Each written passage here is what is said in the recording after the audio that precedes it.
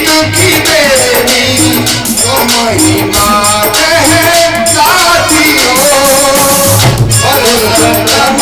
संगीत की देवी तुम ही मात है साथियों। हमें पहले तुम्हें मनाते, हमें पहले तुम्हें मनाते, यही सदा की सजा।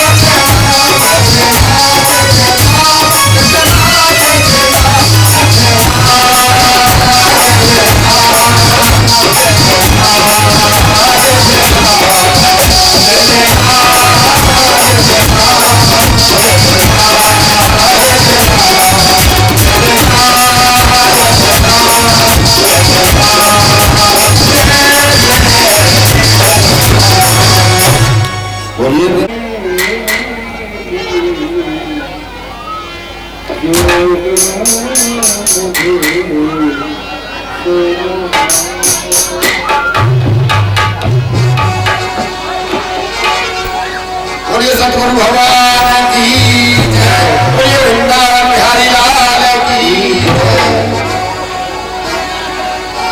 तो करे ना कर सके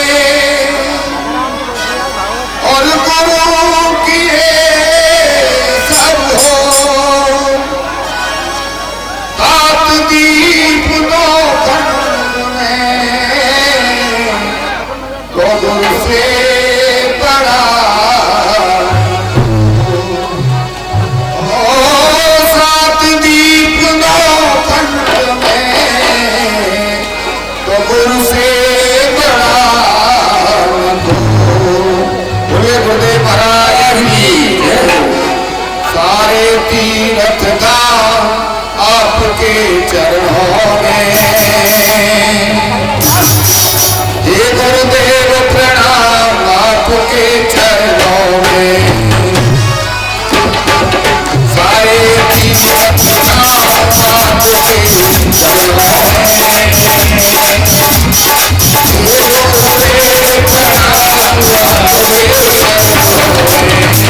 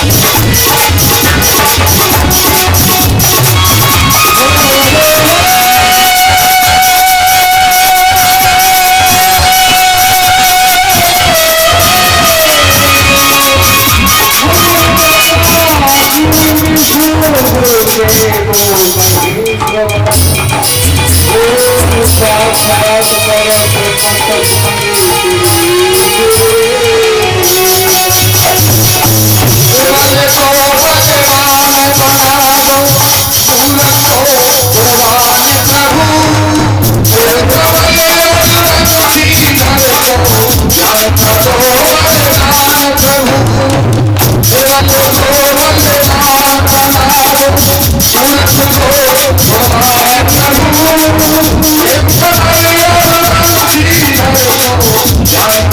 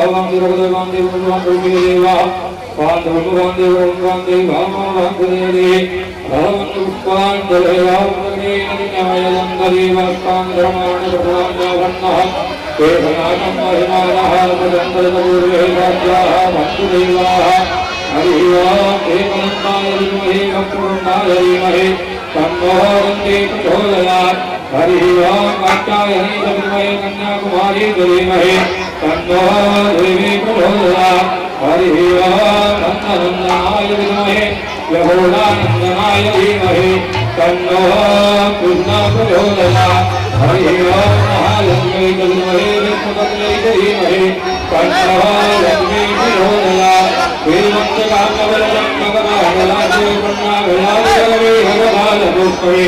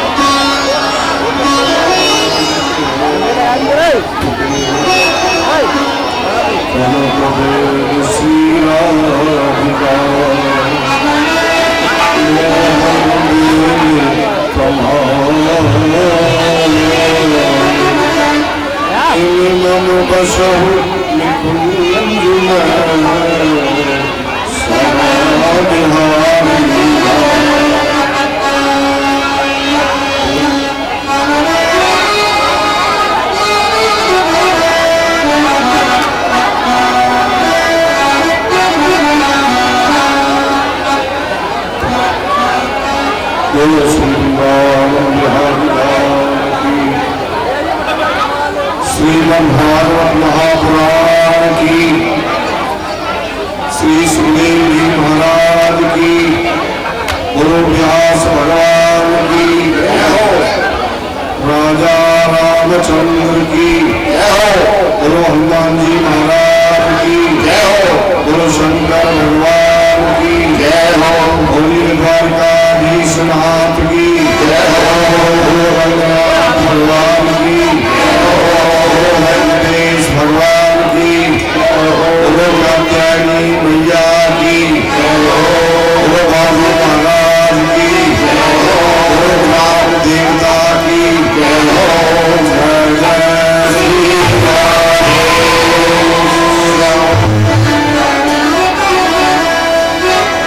श्री गणेशाय नमः। परम मंगलमय राधा रमन माधा हरण ऋषि महर्षि चित्ताकर्षक अखिल गौर ब्रह्मांड नायकधीश परात परपूर्ण पुरुषोत्तम मंथनी स्फोटक प्रत्यक्ष चैतन्य श्री बांकी बिहारी की प्रतिमूर्ति श्रीमद् भागवत महापुराण को कोट से प्रणाम करते हुए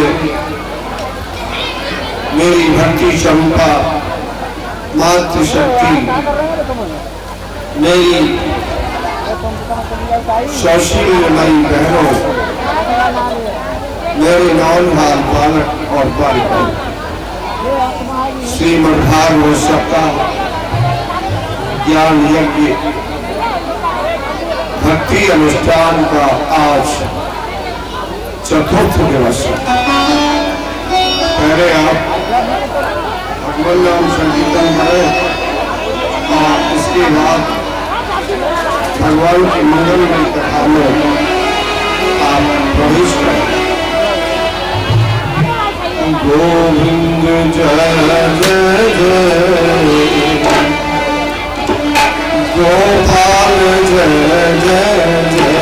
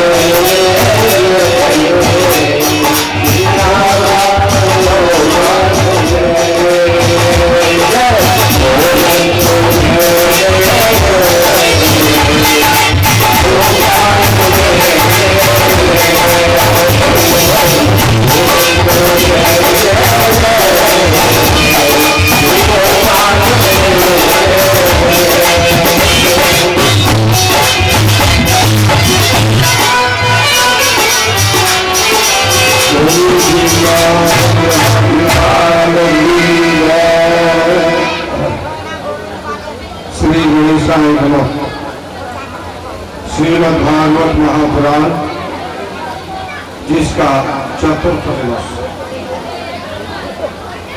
नारद जी और युधिष्ठिर जी का संवाद चल रहा है। सप्तम प्रथम स्कंध की कथा चल रही है। भ्रातरयेवं विनिरति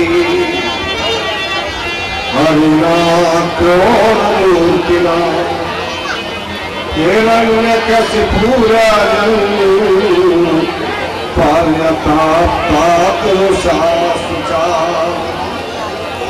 परम भगवान के द्वारा हिरण्याक्ष के मारे जाने पर हिरण्यकश्यप का शरीर मारे क्रोध के अशोक से उसकी आंखें लाल हो गई। वह दांतों तले होठ दबा करके दैत्या से बोला, अरे दैत्यो, जो मैं कह रहा हूं उसे सुनो। इंद्र आदि तुच्छ स्वार्थी देवताओं ने उस मायावी विष्णु के द्वारा मेरे भाई को मरवा डाला। मैं अपने भाई का बदला उसको मार के उसके रक्त से तर्पण करूंगा, तो मैं अपने भाई का बदला लूंगा। मेरे हृदय की अग्नि तभी शांत हुई। विष्णु के विनष्ट हो जाने पर जैसे वृक्ष की जड़ कट जाती है तो सारा वृक्ष सूख जाता है। जब जड़ ही नहीं रहेगी तो ये देवता लोग अपने आप मर जाएंगे। यत्र यत्र दुजागावो, क्या आदेश पालन किया, जहां जहां ब्राह्मण हो, गाय हो, प्रेत हो, पीला फला स्मरा क्रिया, यहाँ वेद ध्वनि हो रही हो, यज्ञशालाएं हो, तम तम जनपदम जातम संदीपयत पश्यता। जहाँ गौशालाएं हो, कर्मकांड हो रहा हो और फलदार वृक्ष हो, उन सबको कटवाओ और गौशालाएं उनको उजाड़ो। जहाँ वेद ध्वनि हवन पाठ पूजन जो हो रहा हो सबको विध्वंस करो। हिरण्यकश्यप ने आज्ञा दी। महाराज सारी दैत्य और धार्मिक जनता पर टूट पड़े।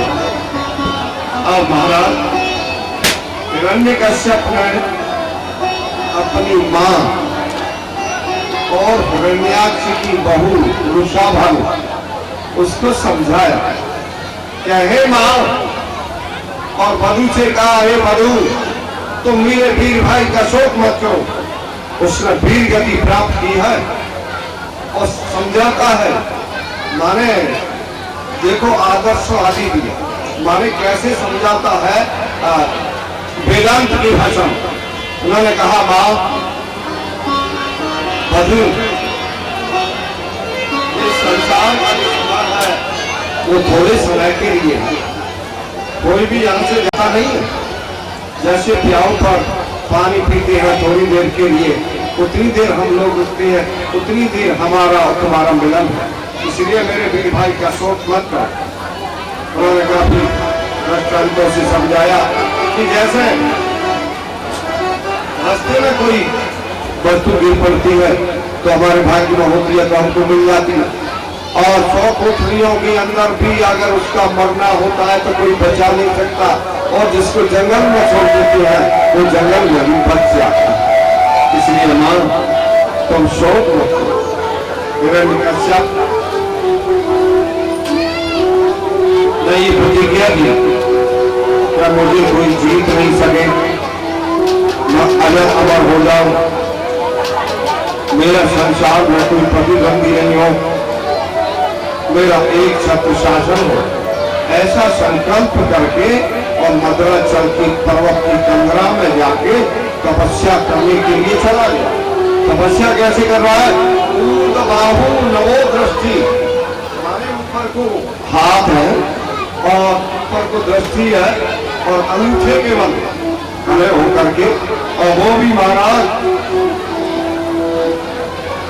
कठोर तपस्या करने की संकल्प करके गया। देवताओं में आचार्य बृहस्पति से प्रार्थना की, गुरु जी अगर ये तपस्या ऐसा कर ली तो ये हमको छोड़ेगा नहीं, हमको निकाल देगा, भोजन भी हमारे लिए दूबर हो जाएगा, भोजन भी हमारे लिए नहीं मिलेगा, तो हमारे पास कृपा कर।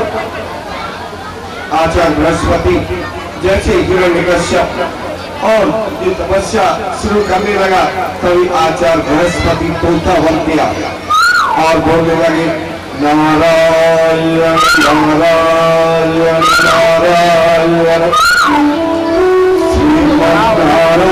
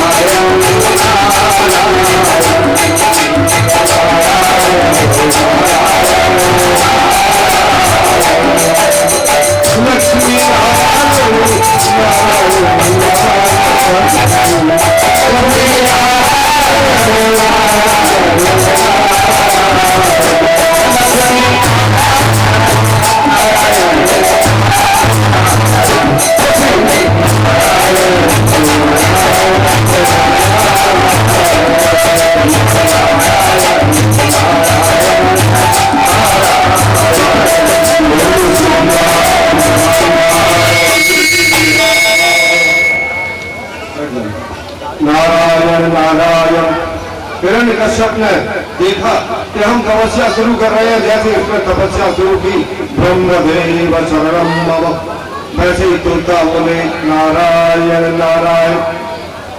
हिरण्यकश्यप ने कहा कि ऐसी शत्रु को मारने के लिए तो मैं तपस्या करने के लिए आया हूं, और ये मेरे सामने बोल रहा है, समय ठीक नहीं। दोबारा अभिजीत बहुत का फिर आया, हमारा अभिजीत बहुत आया, 12:15 बजे से 12:30 बजे तक रहता है, 12:36 तक रहता है, 11:45 से लेकर रोजाना आता है। कोई भी मुहूर्त नहीं बनता है तो अभिजीत मुहूर्त बनता है। इसका मतलब है कि सूर्य भगवान मध्य आकाश में आ जाते, सर्वान दोषान प्रविरहंति, ऐसा लिखा हुआ है। कोई भी जैसे चौगड़िया ठीक नहीं है या कुछ नहीं है तो आप अभिजीत मुहूर्त में कर दीजिए, तो आपका काम पूरा होगा। बोलिए गोविंद भगवान की जय। हिरण्यकश्यप ने अभिजीत मुहूर्त में फिर शुरू किया, ब्रह्मदेव शरणम मम, वैसे ही तोतीराम प्रभु ने श्रीमन्नारायण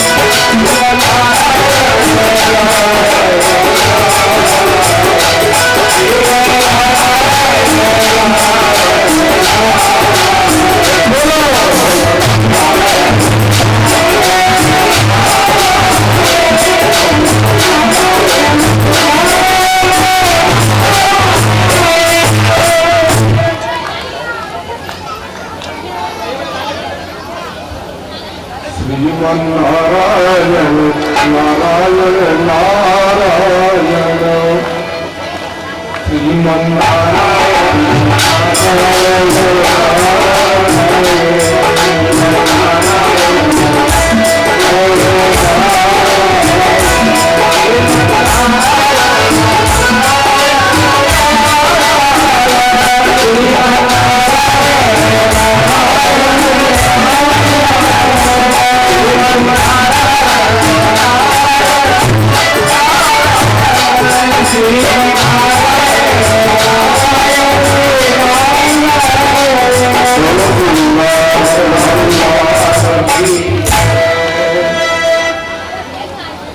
तपस्या शुरू करने लगा। नारायण नारायण की आवाज है। हिरण्यकश्यप ने विचार किया कि आज का दिन ठीक नहीं, आज हम तपस्या नहीं करें। लौट के चले आए, घर आए। कयाधु जी ने पूछा, महाराज अधिराज, आप तो 1000 वर्ष का संकल्प करके गए थे कि मैं 1000 वर्ष तक तपस्या करूंगा, तो आप आज ही कैसे लौट आए? अरे देवी, मैं क्या बताऊं, एक तोता मिल गया और वो तोता मेरे शत्रु का नाम ले रहा था। कयाधु जी ने कहा, महाराज क्या बोलता था? नारायण नारायण नारायण नारायण। कयाधु जी ने कहा, मैंने आज तक इनके मुख से नाम नहीं सुना, आज मैं इनके मुखबार बिंद से भगवान का नाम सुन रही हूं, तो मेरा बड़ा सौभाग्य है। अगर एक माला पूरी हो जाए इनके मुख से तो मेरा भी कल्याण और सारी प्रजा कल्याण हो जाए। बड़ी युक्ति से कयाधु जी ने एक माला करवाई। कयाधु जी ने गरम गरम पकौड़े बनाए। राक्षसों को नमकीन अच्छा लगता, नमकीन लाई, पकौड़े लाई, पकौड़े खिलाए। फिर बोली, महाराज मैं ये पूछती हूँ, आप तो 1000 वर्ष का करके गए थे और आप जल्दी कैसे लौट के चले आए? उन्होंने कहा, देवी जी, एक तोता आ गया और वो तोता बोलने लगा, नारायण नारायण नारायण नारायण। 58 मनिया हो गए, 50 मनिया और बाकी है। उन्होंने कहा, किसी प्रकार से अगर एक माला हो जाए तो इनसे बड़ा मेरा भी कल्याण होगा, इनका भी कल्याण हो जाए। कयाधु जी ने भोजन बनाया, भोजन बना के चकाचक भोजन कराया। माने किस युक्ति से अपने पति को भोजन में लगाती, माने ऐसा नहीं अगर मालूम हो जाए कि मेरे से माला जपा हुई, भगवान देव से आज नाम बुलवा रही है, तो शायद नहीं लेता। कयाधु जी ने बड़ी युक्ति से भोजन कराया। भोजन कराने के बाद में और बोली, महाराज अभिराज, मुझे बड़ा आश्चर्य होता है, मेरे पति के सामने किसी की भी हिम्मत नहीं बोलने की, और तोते की इतनी हिम्मत होगी क्या अकड़ के बोल रहा था? नहीं नहीं देवी, अकड़ के नहीं बोलता था। कैसे बोलता था महाराज? बोलो नारायण नारायण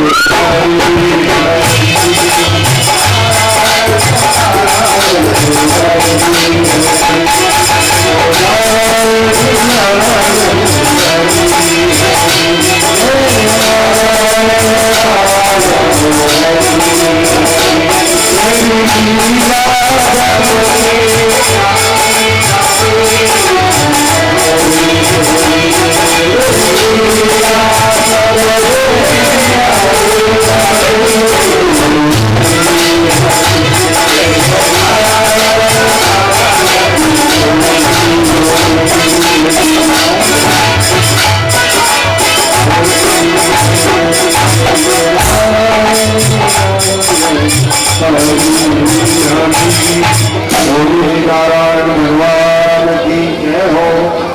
देखिए मेरे भाई बहन, एक माला पूरी हो गई। कयाधु जी ने हिरण्यकश्यप के मुख से 108 बार नारायण का उच्चारण करवाया। उसका फल ये हुआ कि उसी रात्रि को गर्भाधान हुआ, और उसका फल ये हुआ कि प्रहलाद जैसा बेटा पैदा। ये भागवत के अंदर कथा नहीं है तोते वाली, ये मैंने आपको विष्णु पुराण से बताया। बोलिए गोविंद भगवान की। फिर महाराज ये दोबारा तपस्या करने के लिए गया, मुझे जीत नहीं सके, कोई मैं अजर अमर हो जाऊं, मेरा कोई प्रतिद्वंदी नहीं हो, ऐसा संकल्प करके मद्राचल की पर्वत की कंदराओं में जाके कठोर तपस्या करने लगा। आकाश में दोनों भुजाएं हैं ऐसे और आकाश में दृष्टि है, अंगूठी के बल खड़े होकर महाराज तपस्या कर रहा है। हिरण्यकश्यप तपस्या कर रहा है। उधर हिरण्यकश्यप के तपस्या करते करते 1000 वर्ष बीत गए। तेल की किरण उसके अंदर से निकल रही है और देवता झलस रहे हैं। देवता लोग ब्रह्मा जी के पास गए, महाराज हमारी रक्षा करो, दैत्येंद्र को तपस्या से अलग करो, दैत्येंद्र को वरदान देके आओ। आज समुद्र में ज्वार भाटा आ गया, सारे ऊपर से टूट टूट के नीचे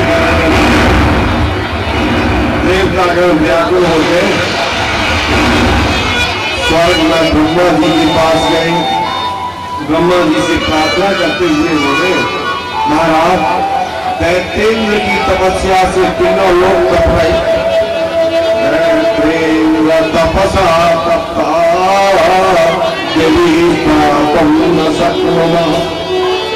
अब आप उस भीषण अग्नि को शांत करें महाराज। उसका संकल्प है, मैं तपस्या के प्रभाव से ब्रह्मा के समान फल प्राप्त करूंगा।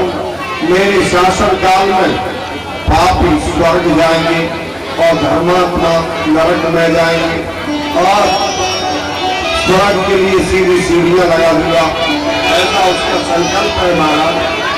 और मैं यज्ञ का भाग दैत्यों को जोड़ूंगा और देवताओं को मदरा पिलाऊंगा, ऐसा उसका महाराज विचार है। आप इसका कुछ प्रतिकार करें। ब्रह्मा जी सभी देवताओं को लेकर के और महाराज भगवान विष्णु के पास गए। भगवान विष्णु ब्रह्मा जी ने आश्वासन दिया था उनके लिए। हिरण्यकश्यप के आश्रम पर ब्रह्मा जी महाराज गए और ब्रह्मा जी महाराज ने क्या किया, अपने कमंडलू का जल लेकर के और छिड़काव किया। स्वर्ण के समान चमकने लगा हिरण्यकश्यप। प्राणा अस्तित्व से केवल हड्डी मात्र शेष है, चीटियों में पूरा शरीर खोखला बना दिया। यह देखकर ब्रह्मा जी को आश्चर्य मुस्कुराते हुए देखा, हिरण्यकश्यप तुम्हारा कल्याण हो बेटा, कल्याण हो, तुम्हारी तपस्या पूरी हो गई है, तुम वरदान मांग लो, मैं तुम्हारे लिए वरदान देने के लिए आया हूं। महाराज जैसे ही हिरण्यकश्यप ने ब्रह्मा जी की बात सुनी, ब्रह्मा जी को प्रणाम किया और भगवान हिरण्यकश्यप ब्रह्मा जी से बोला, यदि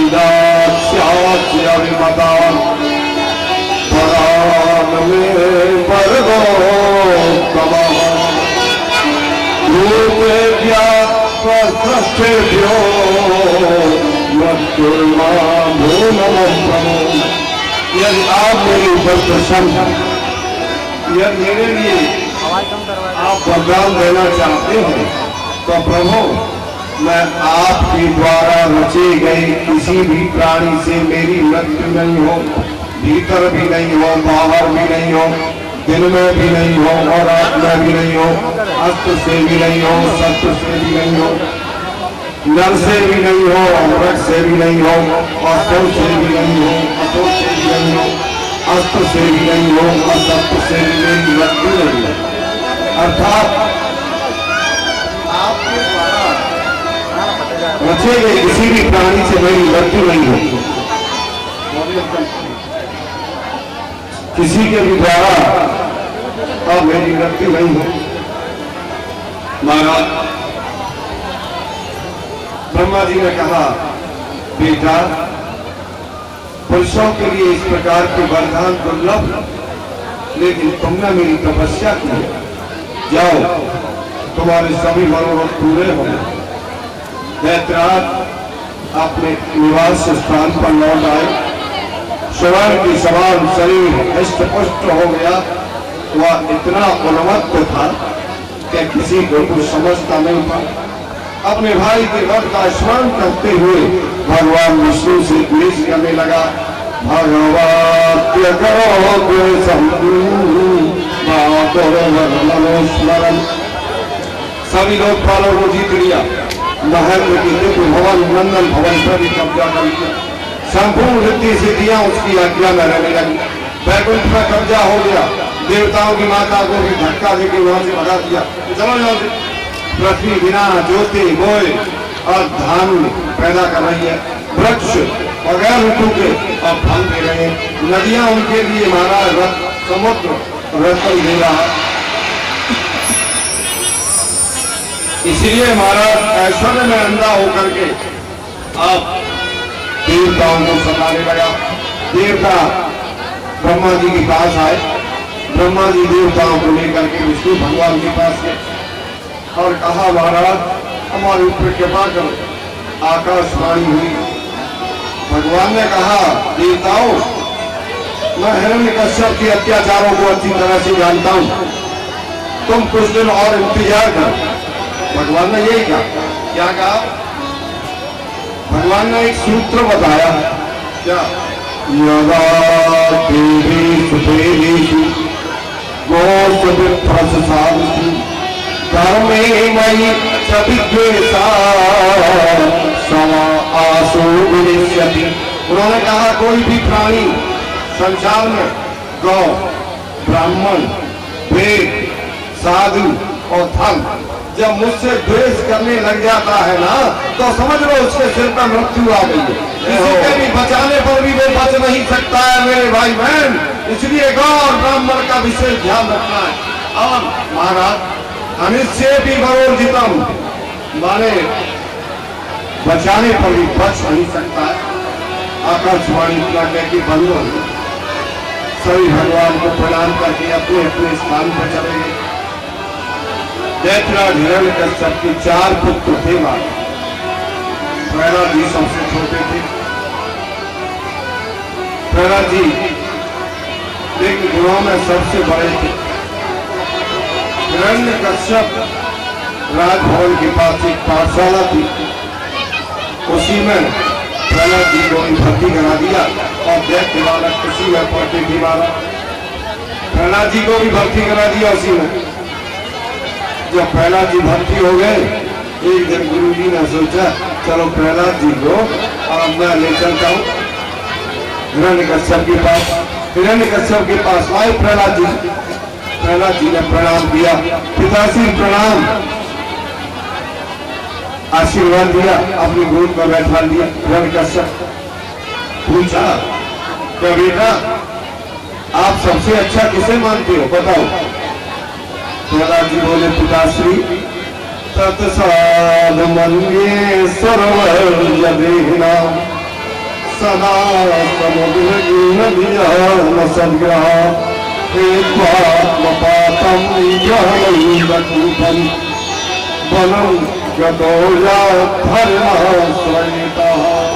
पिताजी संसार में स्त्री पुत्रादि की अहंता ममता को त्याग करके जो जंगल में चला जाता है और केवल भगवान को ही निहारता है, भगवान को ही देखता है, भगवान का ही ध्यान करता है, मैं सबसे अच्छा उसको समझता हूँ।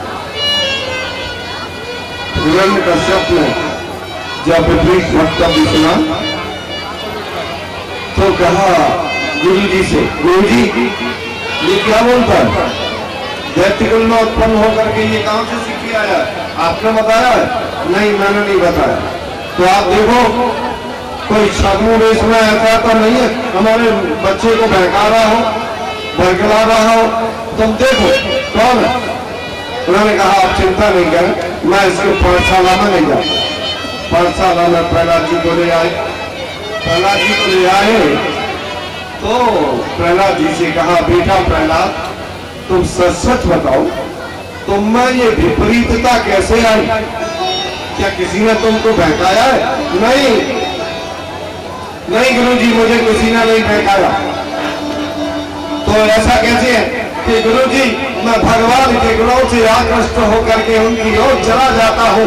जैसे लोहा चुंबक की ओर चला जाता है उसी प्रकार से मैं भी भगवान के गुणों से आकृष्ट होकर के और भगवान की ओर चला जाता है।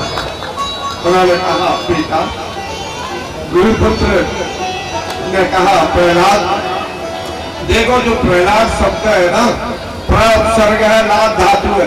लाद धातु गर्म को ठंडा करने के काम आती, ऐसा अर्थ है।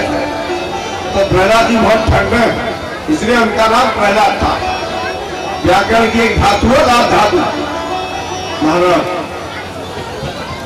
उन्होंने कहा कि दैत्य वंश में और बमूल के चंदन के वन में बमूल का वृक्ष तू कहां से हो गया? अरे तू हमारे शत्रु में क्या कुठार का काम कर रहा है, माने बैठे का काम कर रहा है, ऐसा तू क्यों कर रहा है भाई? ऐसा मत करे। डांटा फटकारा और पढ़ाया, उसके लिए पढ़ाया, अच्छी तरह से शिक्षा दी। उन्होंने कहा बेटा तुम दैत्य कुल में हुए हो, दूध नीति सीखो, राजनीति सीखो और नीतियां सीखो, तुम्हारे खुद के जो अनुकूल है। गुरु जी ने पाठ पढ़ाया, वो प्रहलाद जी ने बोल दिया वैसे वैसा। दोबारा फिर गुरु जी ले गए पास। देखो मास्टर जी जो होते हैं, मास्टर जी पढ़ाते हैं ना, तो शिक्षा देते हैं। गुरु जी की शिक्षा दी। गुरु माने अंधकार और रू माने प्रकाश। जो अंधकार से प्रकाश की ओर ले जाए उसे गुरु कहते हैं। भाई कहते हैं ना, जो गुरु बनाते हैं, गुरु बनाते हैं ना, तो गुरु भी देख के बनाना चाहिए और गुरु जी को चेला भी देख के बनाना चाहिए। दोनों का परस्पर वो है भाई, ऐसा नहीं। आजकल गुरु तो बहुत कर रहे हैं। आजकल के कैसे गुरु है? गुरु गुरु गलियन फिर है। एक ने मुझे सुनाया कि आजकल के गुरु कैसे हैं? गुरु गुरु गलियन फिर है और चेला कंठी में, नरक जाओ बैकुंठ में और हमें दक्षिणा दे। आप कहीं भी जाओ, हमें कोई मतलब नहीं, हमें तो दक्षिणा दो। ऐसों से सावधान। गुरु का मतलब यह होता है जो अंधकार से प्रकाश की ओर ले जाए, अज्ञान से ज्ञान की ओर ले जाए। गुरु कैसा होना चाहिए मेरे भाई बहन? गुरु तो ऐसा चाहिए, कैसा? जो सिकलीगर हो। सिकलीगर देखा? और बहुत दिनन को मोर्चो और क्षण में डाले धूम। सिकलीगर कहते बंदों को साफ कर देता है, कंप्लीट कर देता है। उसी प्रकार से गुरु जी भी हमारे अंदर जो गंदगी है उसको निकाल देते हैं। इसे भाइयों जो तो कहते ही हैं कि गुरु की जय जान, पानी पी जय छान और गुरु की जय जान। ये भी है कि गुरु जी को भी चेला बनाए तो चेले को भी देख ले, ऐसा नहीं। गुरु आपने बना दिए, गुरु जी दलदल में फंसे हैं तो आपको कैसे निकालें?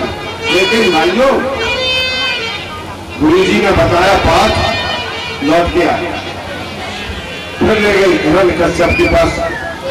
हिरण्यकश्यप को फिर प्रणाम किया। प्रहलाद जी ने गोद में बिठाला, गोद में बिठा के पूछा मेरे लाल तुम ये बताओ कि अब की पढ़ के क्या आए? पिताजी 9 पत्ती पढ़ के आया। अच्छा मेरा बेटा 9 पत्ती पढ़ गया? हाँ बोलो बेटा। श्रवणम कीर्तनम विष्णु स्मरणम पादसेवनम अर्चनम वंदनम दास्य सत्य आत्मनिवेदनम। जब ये सुना विपरीत वक्तव्य एकदम होठ फड़फड़ाने लगे, अपनी गोद से लेके एकदम फेंक दिया और गुरु जी से कहा अरे ब्राह्मण तूने मेरे बच्चे में ये विपरीत का प्रदान की है, तू ही पढ़ाता है, क्या तेने ये शिक्षा दी है? गुरु जी बोले मैंने ये शिक्षा नहीं दी है। प्रहलाद से पूछा क्यों प्रहलाद? गुरु जी ने ये शिक्षा दी है? नहीं गुरु जी ने नहीं दी है। तो किसने दी है? इस सबकी बुद्धि के प्रेरक भगवान, भगवान ने मुझे प्रेरणा दी है। अगर कहीं प्रहलाद जी ये कहते हैं कि गुरु जी ने पाठ पढ़ाया है तो गुरु जी के लिए कोलू तैयार है। फिर वाले महाराज गुरु जी ने कहा राजन मैंने इसको कुछ नहीं बताया। अरे तुमने ये क्या किया? मेरे भोले भाले छोटे से बालक की तुमने बुद्धि बिगाड़ दी। ये क्या शिक्षा दी? मेरे गुरु की अनुकूल शिक्षा नहीं दी। हिरण्यकश्यप आग बबूला हो रहा। गुरु जी ने कहा राजन नमः प्रणीतम न परा प्रणीतम स्वाभाविकीयम मत यस्य राजन। न तो मैंने इसको प्रेरणा दिया न किसी और ने दिया, इसकी तो बुद्धि स्वाभाविक है राजन, हमको तुम समझो। उन्होंने कहा अच्छा इसको मारो, ले जाओ। ले आए, इसके लिए मारा, हाथी के नीचे पैरों के नीचे चढ़वाया। दंता गजानन पुलिसा ग्रविष्ठुरा, हाथी के दांत टूट गए। पिताजी इसमें मेरी ताकत नहीं है, बड़ी बड़ी शक्तियों का सामना करने वाले को भगवान की ताकत है। और सीना न बलम महाराज, उन्होंने कहा अच्छा इसको ऐसा करो, गरम लोहे की खंभे से बनवाओ। गरम लोहे की खंभे से बनवाया। तातई सबनी पवने ऋतोपिमा, हे तात पिताजी अब मुझे तो ठंड लग रही है, मेरे लिए रजाई ले आओ। ऐसे बोला, गरम लोहे के खंभे से बनवा दिया। अब तो उन्होंने कहा बाण प्रहारा न भवन्ति राजन, बाण वालों को बुलाया, बाणों का प्रहार भी नहीं होता है। अब तुम्हारा इनकी एक बहन थी ढूंढा, उनने भाई साहब आपका परेशान होते हैं, मैं इसको मार देती, एक लकड़ी की टाल लगवाओ। लकड़ी की टाल लगवाई। ढूंढा के पास ऐसी चादर थी कि उसको ओढ़ लेती थी तो उसको अग्नि का असर नहीं होता। अर्थात आपके वैज्ञानिक युग में आप कहेंगे फायर प्रूफ चादर होगी, माने उसको ओढ़ लेती तो वो अग्नि जलती रहती, उसके ऊपर असर नहीं होता। आग लगाई, लकड़ियां धूलों करके जलने लगी।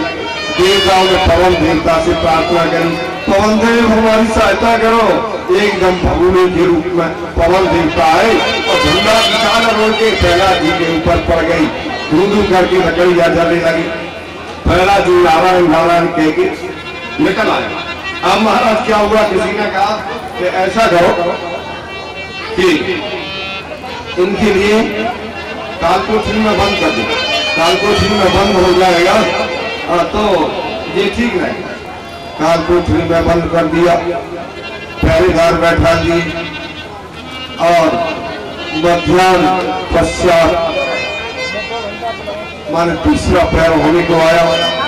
प्रहलाद जी को भोजन नहीं किया। लक्ष्मी जी भोजन करा रही है भगवान। भगवान ने कहा भूख नहीं है तो क्या बात होगी, मेरा भक्त प्रहलाद भूखा है, पहले उसको भोजन करा दिया। लक्ष्मी जी वहीं कैद खाने में कालकोठरी में सोने की थाली में सोने के लोटा में जल दे गई और भोजन ले गई। प्रहलाद जी से बोली बेटा एक लड्डू खा लो, एक कचौड़ी और खा लो। पहरेदार में सुना कालकोठरी के अंदर भी लड्डू कचौड़ी फूट रही है। हिरण्यकश्यप से जाके खबर की कि महाराज कालकोठरी में भी लड्डू कचौड़ियों का भोजन हो रहा है। एकदम हिरण्यकश्यप आया। हिरण्यकश्यप ने आकर के और जैसे ही महाराज किवाड़ खोले तो वहां बर्तन भी मिले और लड्डू कचौड़ियों के अवशेष मिले। अब तो उन्होंने कहा कि पिताजी को प्रणाम किया। प्रणाम करके पिताजी से बोले पिताजी गले तो पहराओ, तो से बोलो गले तो पहराओ, पाम पीले भराओ, गाले बंधन बनाओ और खिंचाओ काची खाल को, मेरी खाल को भी खिंचवाओ। बिछूले बिछाओ, बिछूले के बिछा दो, ताप मोहिने सुनाओ, फिर आग लगाओ पानी का प्रदूषण से, बिस्ले पिलाओ मझधार में बाबो, गिरी से गिराओ मझधार में बहाओ, काले नाग से बचाओ नाथ।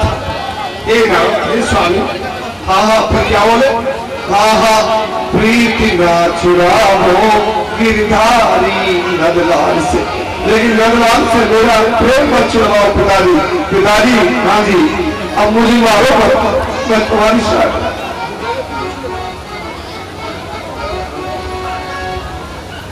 बोलिए श्री गोविंद भगवान की जय। पिताजी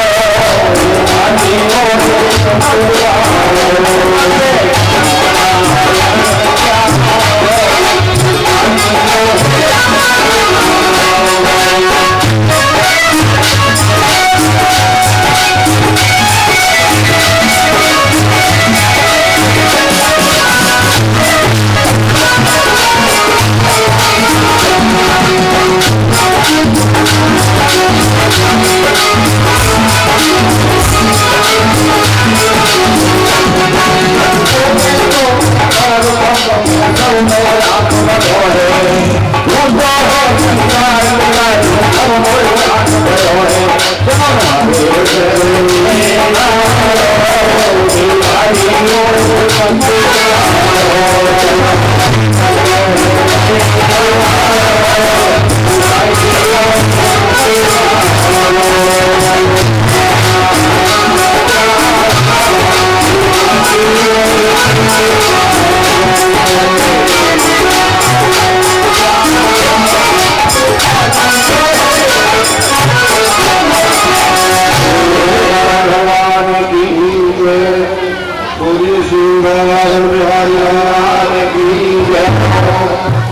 सच्चू पिताजी के चरणों में प्रणाम किया,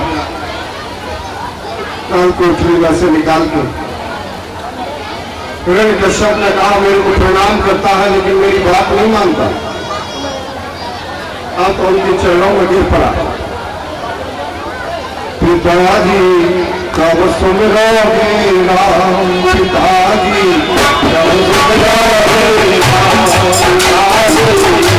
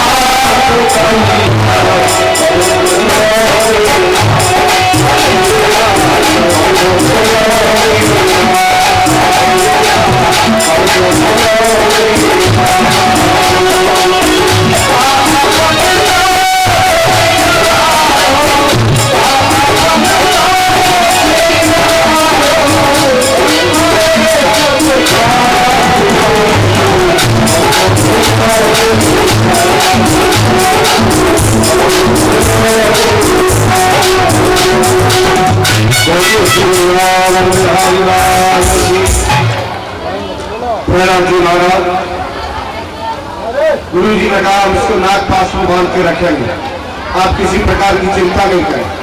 राजा से कहा हिरण्यकश्यप ने पहला जी को छोड़ दिया कि मारने से भी नहीं मरा, विष भी पिलाया, समुद्र में भी फेंका, पहाड़ से भी नीचे गिराया, सरफ से भी धसाया, हाथियों से कुचलवाया, लेकिन किसी भी प्रकार से उसका मरण नहीं हुआ।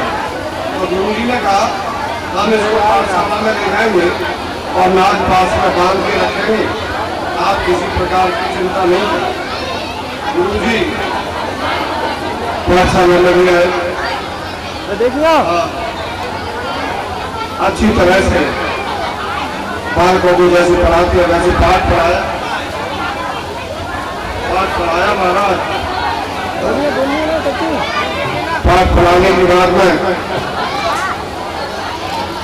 गुरु जी गंताल में पत्थर सो गए, क्योंकि राजा महाराजाओं के मास्टर हैं, टीचर है ना, तो वो चगाल वाली चूरमा खा गए और सो गए। अब बच्चे प्रहलाद जी के पास आए, ध्यान से सुनना मार्केट की बात। प्रहलाद जी के पास बच्चे आए, उन्होंने कहा भैया तुम ये क्या करते हो, अभी तो हम बच्चे हैं, खेलेंगे कूदेंगे बनेंगे नवाब, अभी हमारी भजन करने की अवस्था नहीं है। और भजन तो हम जब बड़े हो जाएंगे तब करेंगे, बड़े बूढ़े हो जाएंगे तब करेंगे। उन्होंने कहा प्रहलाद जी ने यहाँ बताया कि सुनो, सभी बालक इकट्ठे हो गए और वो कहने लगे कौमार आचरे प्राज्ञ सर्वान भागवतान। उन्होंने कहा दुर्लभम मानसम जन्म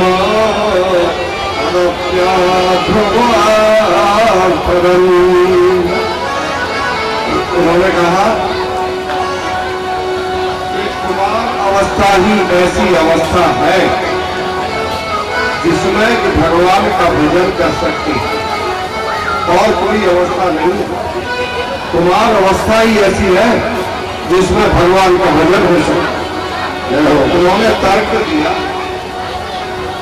क्या कि बुढ़ापे में हम भजन कर लेंगे, नहीं बुढ़ापे में नहीं हो, बुढ़ापे में तुम्हारी इंद्रियां काम नहीं करेंगे, शरीर काम नहीं करेगा, बूढ़े हो जाओगे, चार पाई में पड़े रहोगे, फिर कोई कहे कि जाओ ठाकुर साहब के यहाँ, सरपंच साहब के यहाँ कथा हो रही है, कथा सुन के आओ, तो कहेंगे नहीं हमसे चला नहीं जाता है, आंखों से दिखता नहीं है, अब मुझसे लाल टपक रही है, अब कथा सुनने की पड़ रही है तो प्राणों की पड़ रही है। तो बुढ़ापे में भी कथा नहीं सुनी जा सकती या भगवान का भजन नहीं हो सकता। अब उन्होंने कहा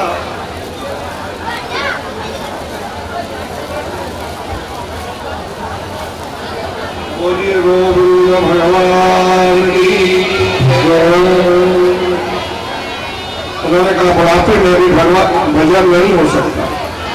तो बच्चे बोले कि भैया जब हम जवान हो जाएंगे ना तब भजन करेंगे।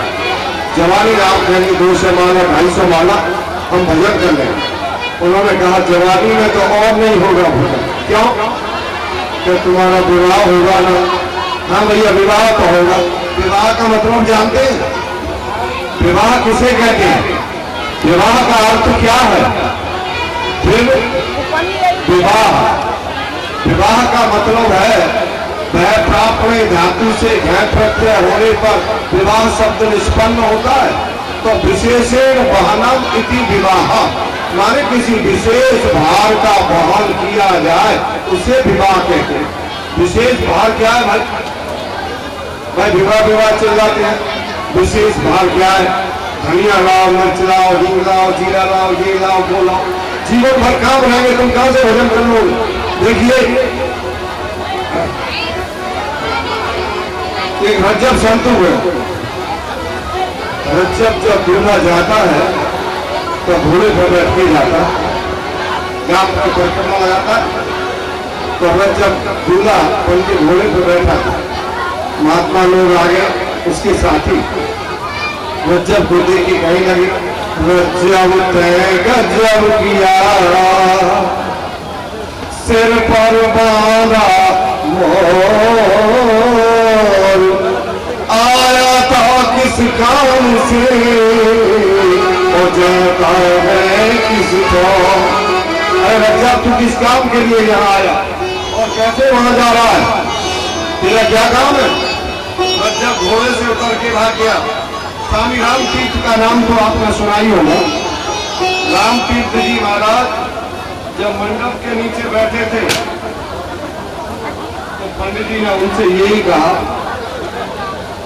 पंडित जी बोले, राम तीर्थ सावधान। राम तीर्थ जी और मंडप के नीचे से भाग खड़े हुए। राम तीर्थ जी को भगवान बुला दिया। राम तीर्थ जी तो अभी की बात है ना, राम तीर्थ जी का नाम सुना होगा आपने। मंडप के नीचे से भागे, घर वाले बुलाते हैं राम तीर्थ आओ, और भी बुलाते हैं कि राम तीर्थ आओ। राम तीर्थ जी बोले अब तुलसी गाय बजाई कांच में पैर देने के लिए मैं नहीं आता। राम तीर्थ जी भागो। तो आप देखिए मैंने क्यों कहा, हमारे उत्तर भारत में ये प्रथा है कि जब दूल्हा जाता है तो समूह में उसको ले जाती है माता बहन, माने 10, 20, 50 इकट्ठी होके और उसको ले जाती है। पीछे पीछे चलती है, आगे वो चलता है। एक माता एक पत्तल में या बर्तन में भूसी ले लेती है, भूसी, और सीख बांध के उसके ऊपर ऐसे ठोकती जाती है। चल, इसका मतलब क्या है? भूसी डालती है कि पीछे देखेगा, पीछे मत देखना। माने तेरा लक्ष्य क्या है कि विवाह करने का, इसलिए सीधा चल। भूसी पीछे से फेंक दी जाती है। ठोकने से मतलब यह है कि किसी प्रकार का और इधर उधर भाग नहीं जाए, इसलिए ये समझो कि एक प्रकार की लाठी है वो सीख जो ले जाती है। जब फिर भी उनका मन नहीं मानता है, देखिए एक जगह एकत्रित होती है, फिर उसको दूध पिलाती है। फिर माँ उससे संकल्प करवाती है कि बेटा मेरे दूध की लाज में वापस लौट के मत आओगा ना, दुल्हनिया लेके आया। माने अभी तो बेटा 2 पैर का है, तेरे को 4 पैर का बनाने के लिए जा रहे। जब उसको महाराज फिर भी दूध पिलाती है, संकल्प करवाया, समूह में ही फिर बरातियों के साथ छोड़ के तब आती है कि कहीं रास्ते में तुझे भाग नहीं था। बोलिए गोविंद भगवान की जय।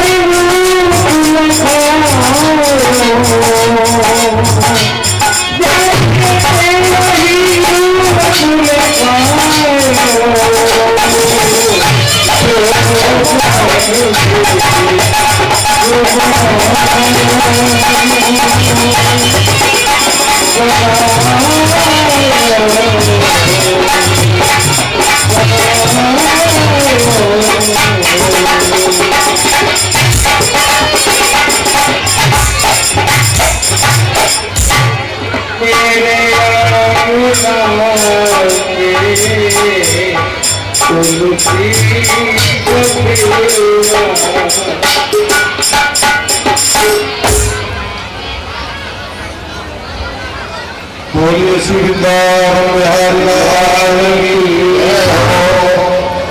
महाराज